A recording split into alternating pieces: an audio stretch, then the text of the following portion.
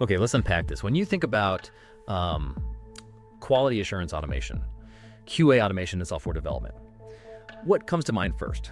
For a lot of us, I bet it's coding, right? You can kind of picture a developer maybe hunched over, typing away, building test scripts.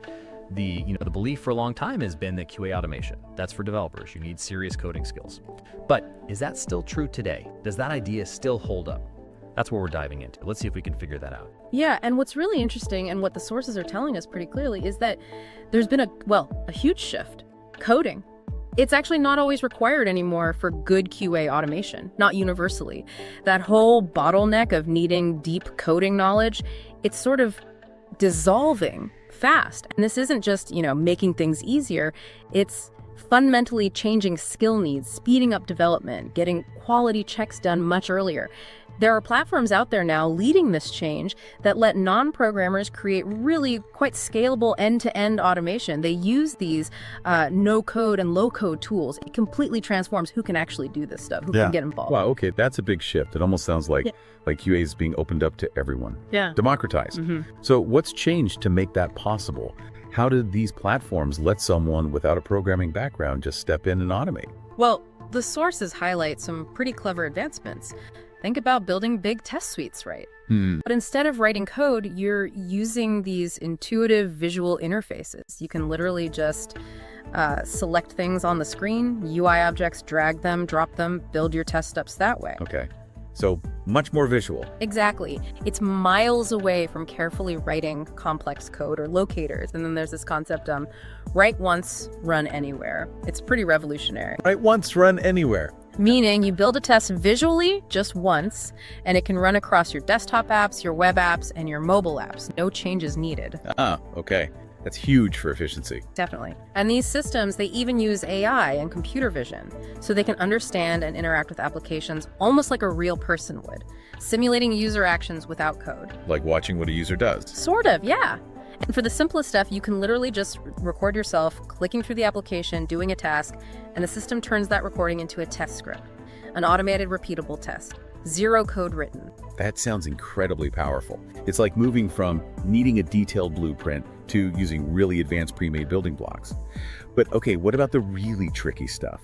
Like complex back-end logic or maybe deep API testing? Does this no-code approach handle everything? Or are there still times when, good old-fashioned coding is better? That's a really important question, and the sources definitely cover the flexibility here.